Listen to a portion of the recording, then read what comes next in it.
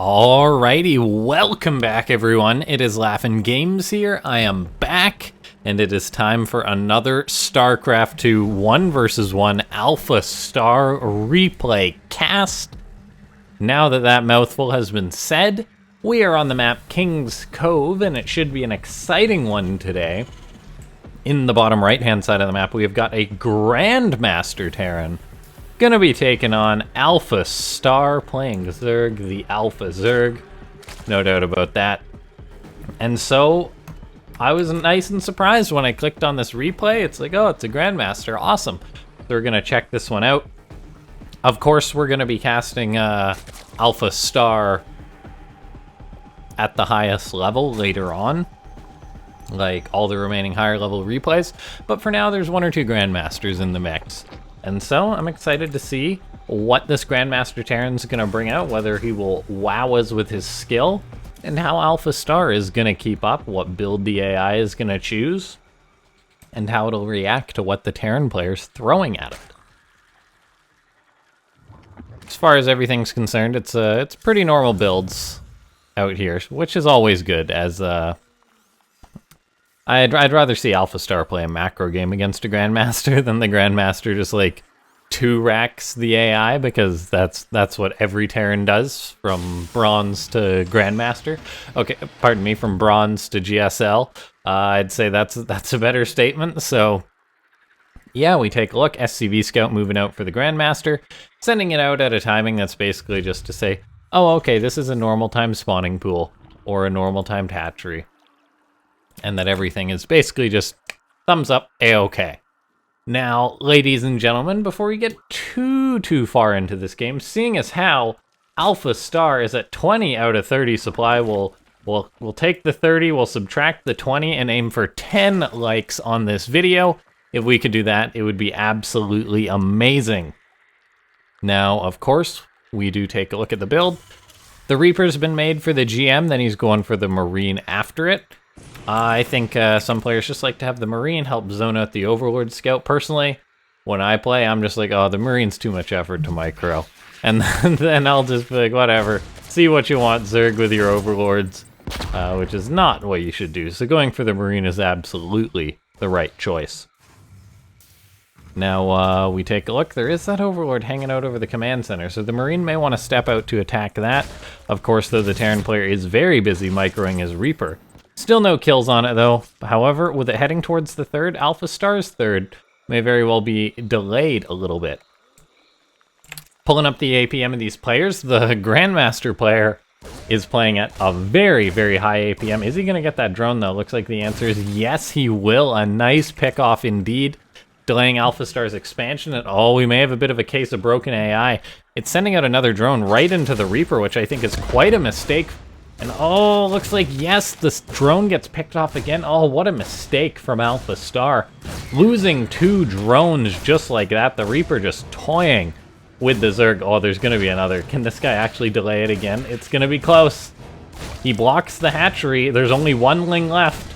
There's only 1 Ling left. Can he keep blocking it? The grenade goes down. Oh my god, he gets it. A 3rd drone kill. What a terrible start for AlphaStar. Losing 3 drones to the first Reaper. All of his Lings, and it's gonna try again. Oh, does he block it? Oh, the AI actually turns the drone around. I'm not sure if it could have made it or not. The Queen is now stepping out to help do something about this. But the AI just says, fine, whatever. I'm not expanding there. I'll expand here instead. At the same time, though, the Reaper still being a pain with its 7 kills. Oh my gosh, this Terran player is pretty darn good with his Reaper micro. Behind this, he's going to be going for a battlecruiser rush. We could just be seeing AlphaStar getting thrashed here today, which would definitely be something. Yeah, that would be crazy if we saw the AI just getting toyed with. The Hellions are now going to move out for the Grandmaster player. He's also walled the top part of his ramp, which I really like. He's got the BC on the way. No Yamato cannon just yet. He's making a couple extra Hellions as well. Maybe sensing blood in the water with just a BC going for the extra Hellions instead of the 3rd CC. But there's the 3rd CC going down, so this Grandmaster player is playing a solid match of Starcraft. The Lings for AlphaStar, with the Queen support, are enough to zone the Hellions out. The Hellions, by the way, which have actually seen this odd third base location, and oh, there's actually a couple of drones for AlphaStar. It will lose one of those. Might even lose another. Yeah, this iteration of the Zerg AI doesn't seem to have a very good concept of what situations it should rally out units or not. Now, the Queens are stepping out for AlphaStar. There's 5 Queens, which should be enough with Spore support to zone out a BC. However, if the Queens are at the third base, if the BC TPs into the main or the natural, it could cause big problems for the AI. And right now, the Hellions are actually just thinking of diving on in towards the natural, and I think that's a good choice, as there's not actually that many Lings. The Hellions are going to dive into AlphaStar's natural. The Battle Cruiser teleports in right behind it. Uh-oh, AlphaStar in trouble, as we see the BC starting to rain down fire. The Hellions still making the drones run around in circles. The Hellions not getting the most value down, but man, this is not a good feeling for the AI. It's like, oh, there's Hellions, there's a BC, everything's terrible, but in reality, the AI lost 16 drones minus 3, so 13 drones to that attack. All the Hellions died. Not a bad trade for the Terran player. I wouldn't say that necessarily went either way, because 8 Hellions is quite a commitment, plus the BC's damage. It's like, yeah, that's all right. Now, the concern, though, is for the Grandmaster players, is he going to macro well enough to basically keep up with AlphaStar? Because the AI is already back up at 60 drones just about, so the BC is going to keep flying around, try and find some more damage. Okay, Battlecruiser moving into the main base, going to start trying to snipe off some drones. So far, just got the 1 extra. The Queen's doing a good job shooing it away. We have got Magfield Accelerator, double Cyclones on the way for the Grandmaster player. We see the Battlecruiser still just trying to target down drones, and oh, actually teleports out. The BC got 8 kills and teleported out with its life. Not bad at all. So we see the factories are going to be re-landing for the Grandmaster player. He's getting up to 5 factories. Likes to have his things in line too, where he gets them add-ons going. He's got double armory coming out. He is mining pretty well at his third, but do take a look at AlphaStar's supply right now. It's at 76 drones. Not a big fighting force, but a very strong economy for the Zerg. The question is, when these Hellions and Cyclones start poking, is the Zerg going to make enough to actually defend against this? Right now, it's just 1 Cyclone, so that's not actually going to put out that much damage. However, a BC is going to move forward to join up with this. Another BC is being repaired by SCVs, so a slight mistake from the Grandmaster. Those SCVs definitely don't need to follow that Battlecruiser, and so nope, they're still pretty committed. They want to heal that boy up, but now we take a look. That Battlecruiser dealing lots of damage to the Queens. I mean, the Cyclones locking onto units, pretty much getting guaranteed kills. So far, though, AlphaStar is holding strong, making 15 more roaches. The 4th base is getting up and established. And all in all, I wouldn't say this is a bad situation for the Zerg. The Queens are doing really, really well with their transfuses. Corrosive Biles are getting tossed down, even hits some of the Battlecruisers. Really, really good, as a matter of fact, for the AI. AlphaStar almost at 170 supply. Cyclones are locking onto these Queens, but there's a ton of them. And the AI is about to have 1-1 just with a plethora of Roaches and Ravagers, potentially just going to be able to push this Grandmaster player all the way home. Did the GM player overcommit?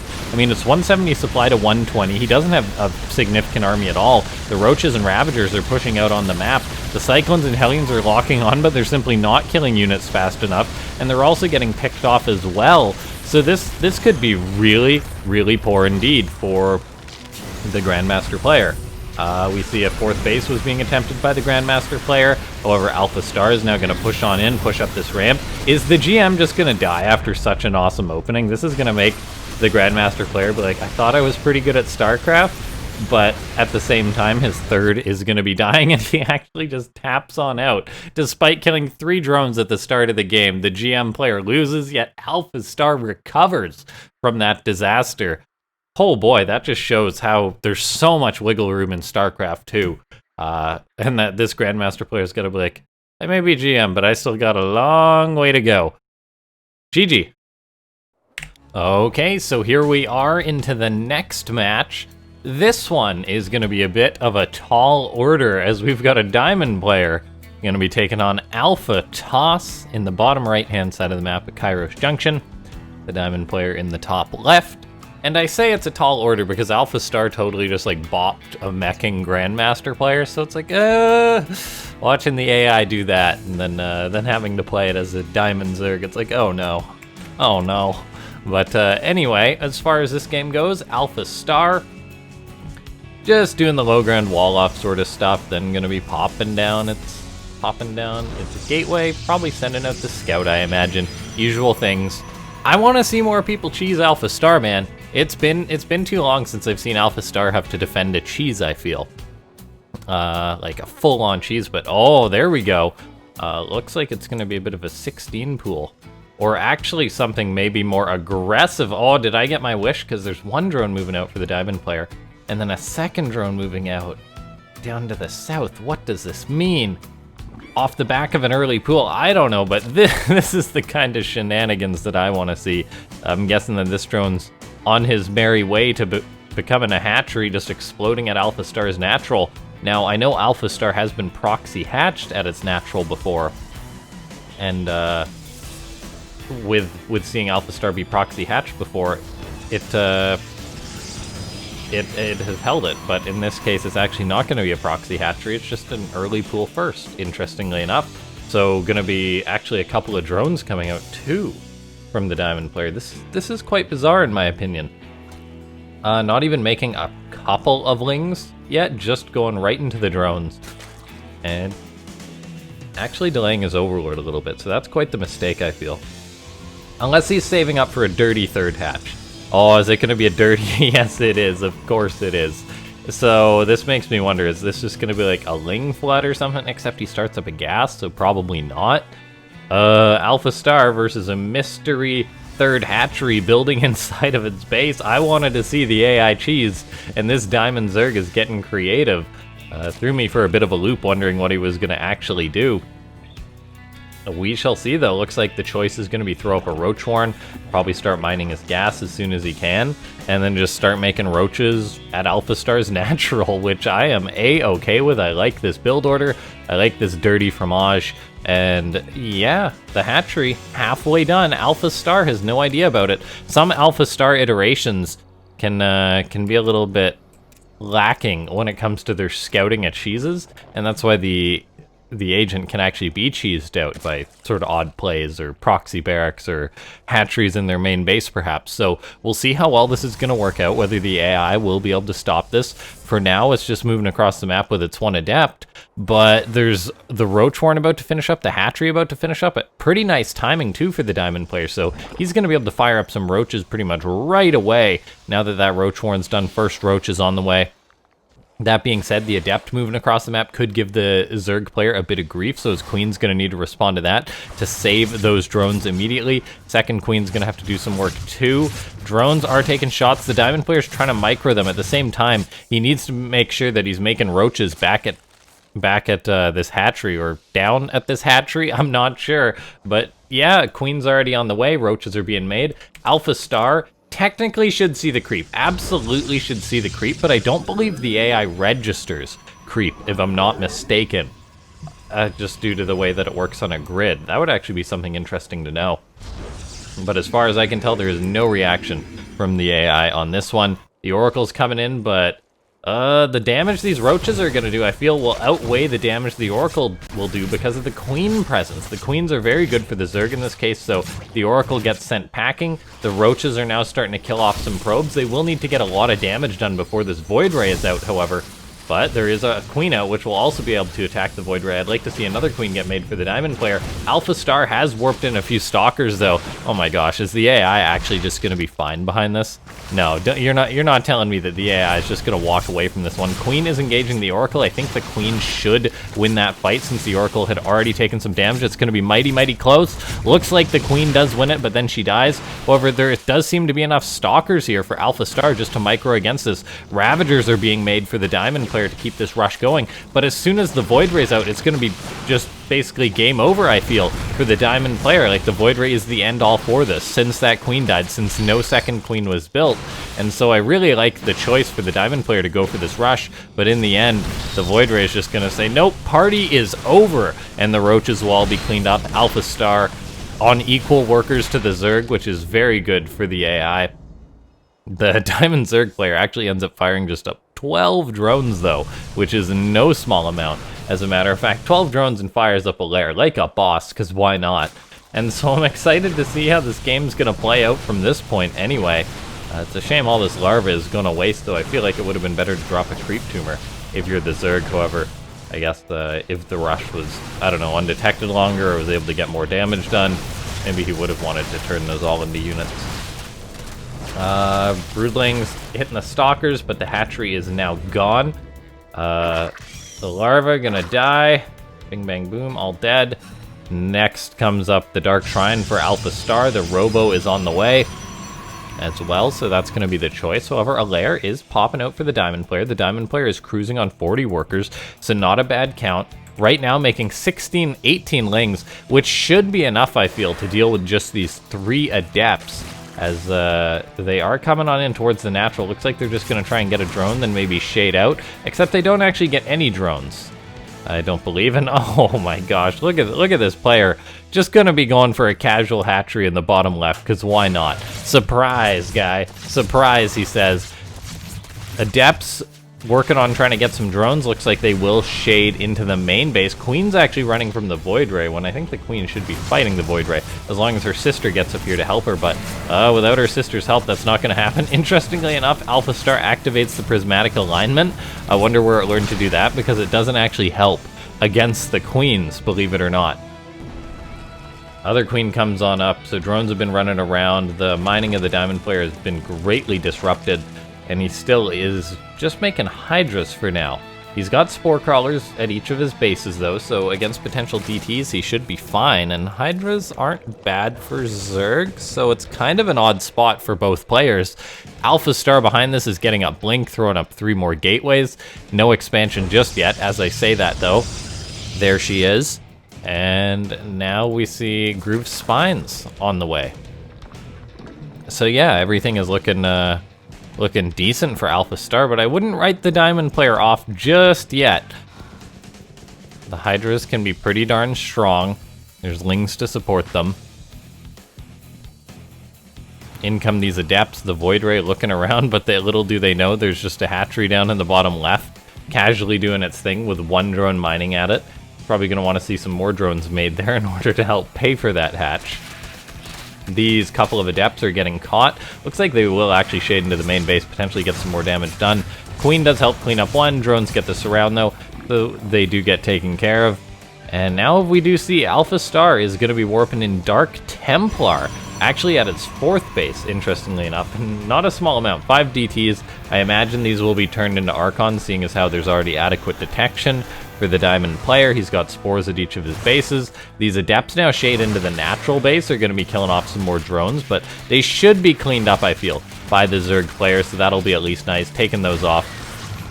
The Adepts once again make it into the main base, though. The drones once again surround the Adepts and get the kill. The game's just continuing on from here. I mean, I'd say AlphaStar has got a pretty significant lead based on the fact it's on 3 bases, based on the fact it's coming in for a push with Archons and Blink Stalkers, and as the Zerg player fires up a big round of drones, I am worried about his ability to hold this tack. Hydras are pretty darn good, but there's just not that critical mass of them. There's not enough Lings to support this. The 1-1 upgrades were started, but they're not there. A Lurker Den is on the way for the Diamond Zerg. I gotta give him props for trying this. However, I am rather concerned about this attack coming his way. He doesn't seem to have much of an idea about this coming for him. He's making just drones, really, at the minute. Nothing army-wise that's going to help him out. His Hydras and Lings can try and take this fight, but I think AlphaStar is going to end up cleaning this one up. The units are just going to melt under the Archons. Too many units for AlphaStar, and AlphaStar is going to take the 2-0. Just showing us how good the AI is. Ladies and gentlemen, if you enjoyed this video, make sure to hit that like button. If you're new to the channel, go ahead and subscribe. If you want to, join the Discord. And consider checking out that membership program if you do want to support the channel. I'll see you guys next time. Thanks for watching. This has been LaughNgamez.